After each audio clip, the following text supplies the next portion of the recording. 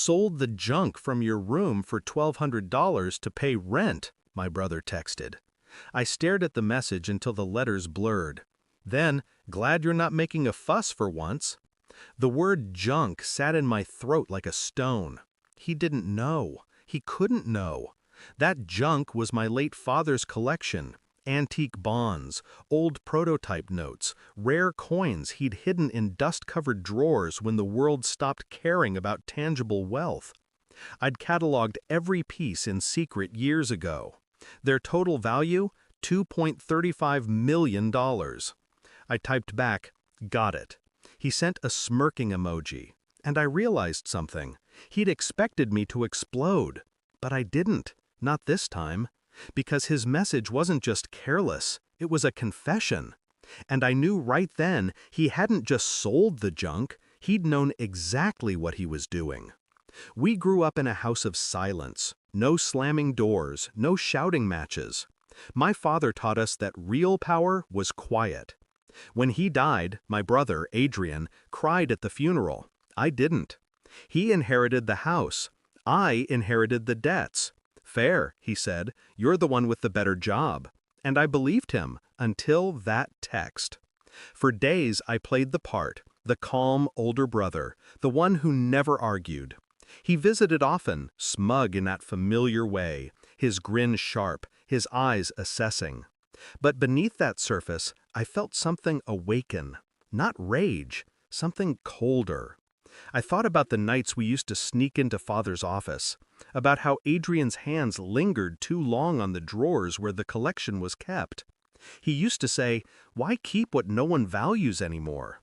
Maybe this had been his plan all along. I didn't accuse him. I thanked him for helping, and he believed me. He always did. I started small, a quiet visit to the antique dealer downtown, a casual question about rare 1913 Liberty nickels. The man looked uneasy. "Already sold a batch last week. Brought in by, Adrian Lofton, I think?" My pulse didn't rise. It slowed. That night I sat in the dark, phone screen lighting my face as I scrolled through his public auction page. Every piece, every coin, every signature, all of it traced back to him. I copied everything, screenshots, receipts, bank trails. My mind worked like a machine. No emotion, no hesitation. Then I dug deeper. His credit card statements, his online transfers, the sudden purchase of a Mercedes. Sold the junk to pay rent? Rent? He'd moved into a penthouse. Still, I stayed silent, smiled at his texts, laughed at his jokes. He bragged about his luck lately. I told him he deserved it. He never noticed how often I visited his place, how my eyes scanned for traces of what used to be mine. He thought I was naive. He had no idea he was standing on the edge of a very long, quiet fall. The report came in 2 weeks later. Every transaction, every appraisal, every proof of ownership tied back to my name. I printed it and folded it neatly into an envelope. That evening, I stopped by his apartment. He opened the door, glass of wine in hand. "You look tense. Money problems?" "Not anymore," I said. I placed the envelope on his table. He looked confused, then curious, then pale. He flipped through the pages, slower each time. His lips trembled. How did you—" "I didn't," I interrupted. "You did." He looked at me, face stripped of charm. "You can't prove—" "I already did." He stared at the documents like they were knives. And maybe they were, because in those pages, his little empire began to crumble. Fraud, stolen property, falsified signatures. Enough to bury him without ever raising my voice.